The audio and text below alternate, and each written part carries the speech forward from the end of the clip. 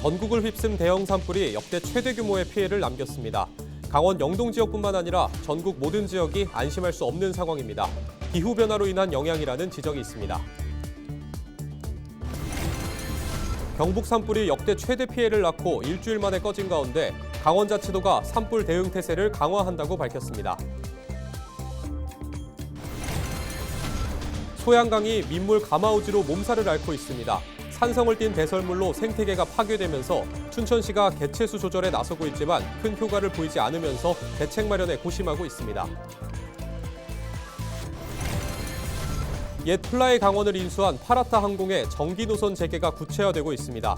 파라타 항공은 항공 운송 사업자 변경 면허를 취득하고 오는 8월부터 양양 제주 정기 노선에 취항한다는 계획입니다.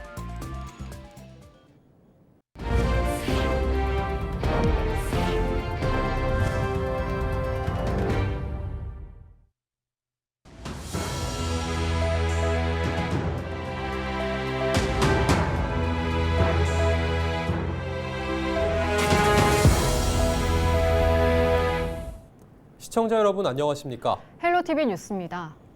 소양강이 민물 가마우지 때문에 몸살을 앓고 있습니다. 산성을 띤 배설물이 생태계를 파괴하고 있는 건데요.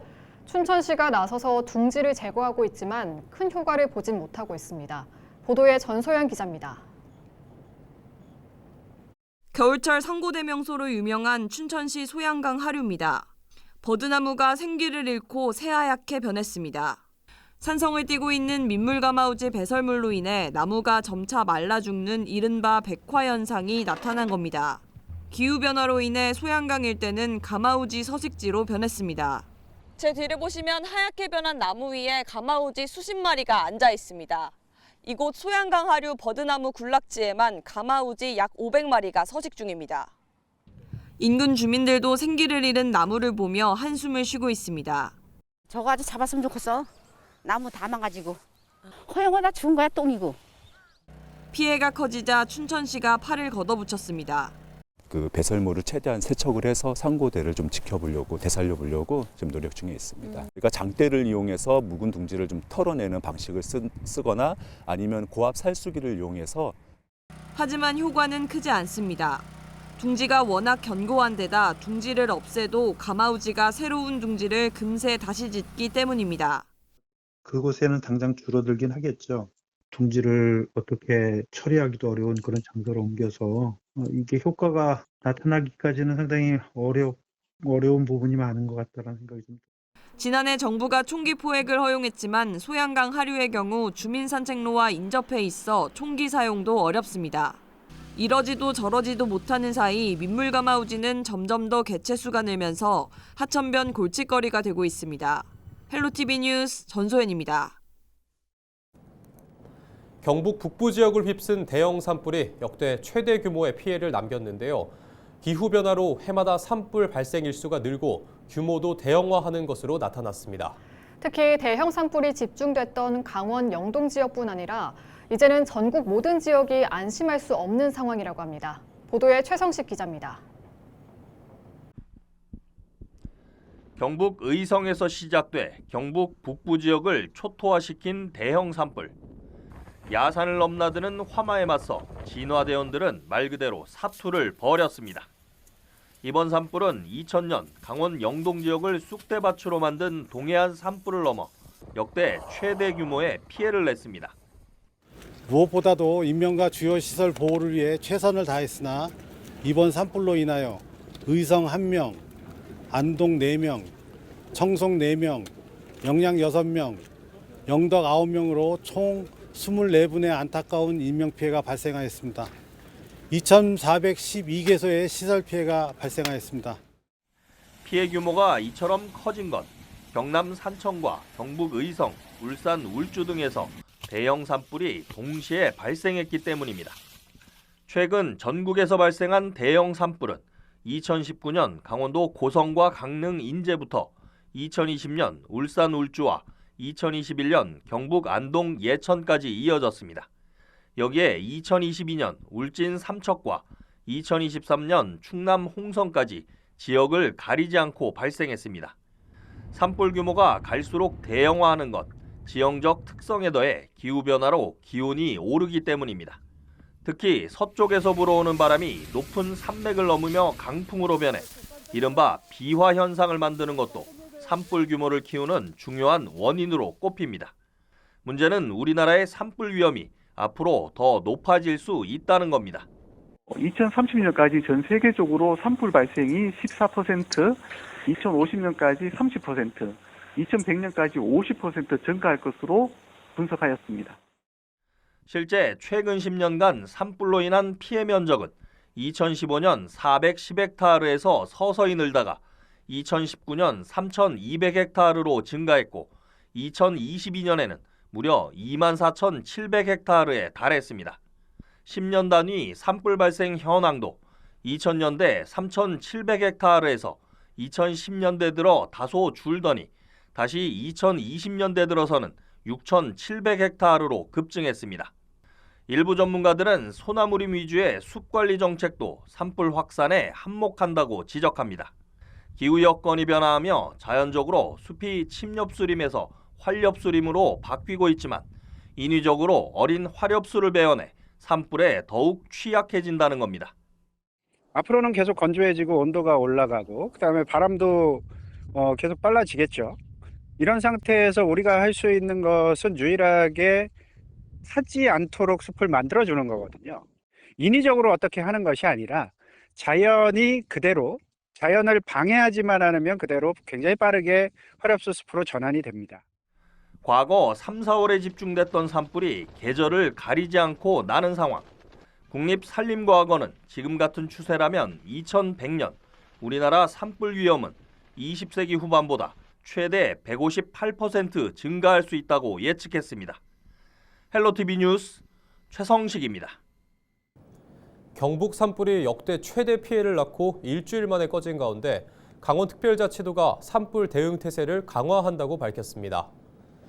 강원도는 이번 경북 산불 중 지원 나간 임차 헬기 한 대가 추락함에 따라 대응 권역을 기존 8개에서 7개로 재조정, 배치했습니다. 그래서 이제 다 돌아왔기 때문에 이제 우리 인력 장비를 가지고 총력으로 이제 앞으로 이 강원도 산불을 막아 나가겠습니다. 실적이 강원도는 또 올해 처음 도입한 산불 감시 카메라 영상을 통해 연기와 불꽃을 24시간 자동으로 감지하는 등 산불 감시 활동도 강화합니다. 그런가 하면 김진태 지사는 산불 대응력을 높이기 위해선 임차 헬기 등에 대한 국비 지원이 필요하다고 강조했습니다. 산불 대응에 임차 헬기의 역할이 크기 때문에 수요가 늘어나고 있지만 지자체 예산만으론 감당하기 어렵다는 건데요. 김 지사는 산불 대응 역량 강화를 위해선 국비 지원이 필수적인 만큼 지속적인 대정부 설득 작업에 나설 계획입니다. 이어서 김진태 지사의 간담회 발언 들어보시겠습니다. 문제가 그게 아주 기재부에서 요지부동이에요.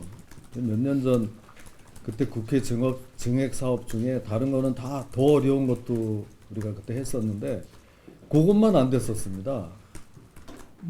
그래서 지금 기재부에서는 이게 지방 이양 사업이다라는 게 지금 확고한데, 그런 걸 떠나서 이게 지금 워낙 이 산불 대응하는데 지금 더 이런 대응력을 높여야 되는 상황이기 때문에 이걸 우리가 지금 정부를 계속 좀 설득해 나가겠습니다.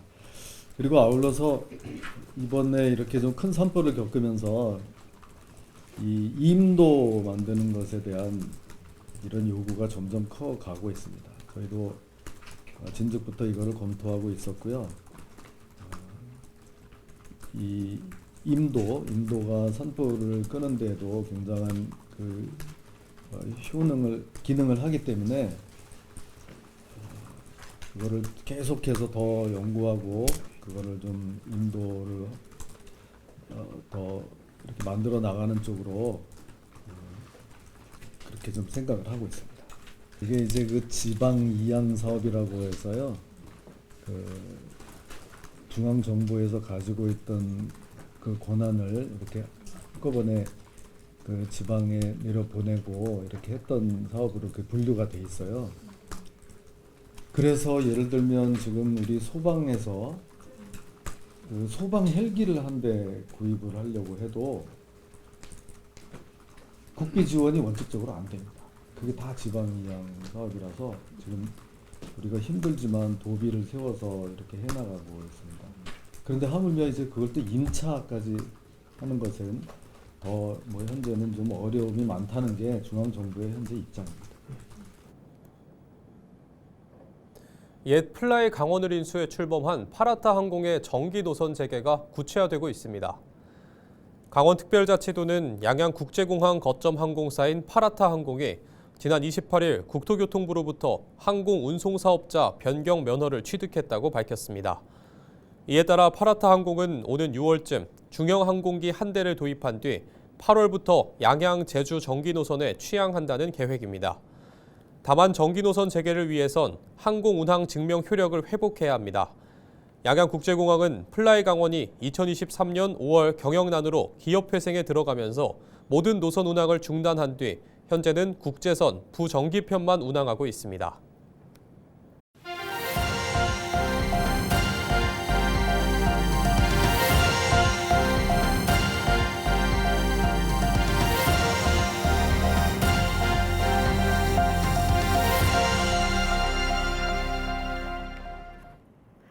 강원권 K반도체 클러스터 조성 사업에 속도가 붙고 있습니다.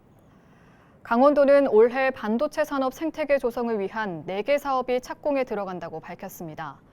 올해 착공하는 사업은 전문 인력 양성을 위한 한국반도체교육원과 반도체 공동연구소, 테스트베드 구축을 위한 반도체 소모품 실증센터와 미래차 시스템 반도체 신뢰성 검증센터 등 4개 사업입니다.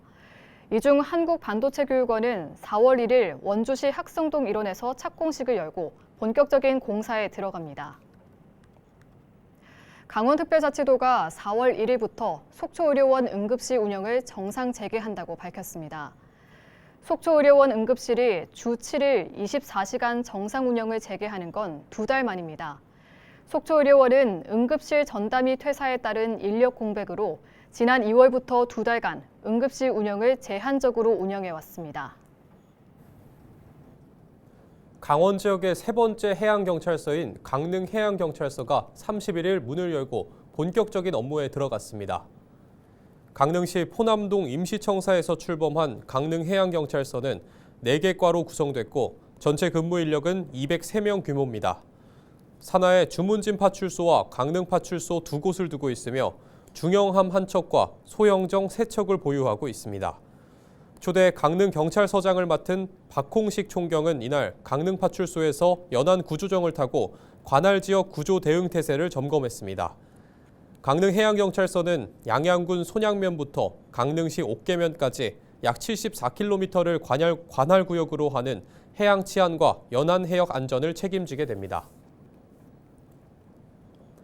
태백시와 한국지질자원연구원은 지난 28일 함태강업 폐갱도에서 폐강 자원을 활용한 우주 현지 자원 개발 장비 실증 시연을 개최했다고 밝혔습니다.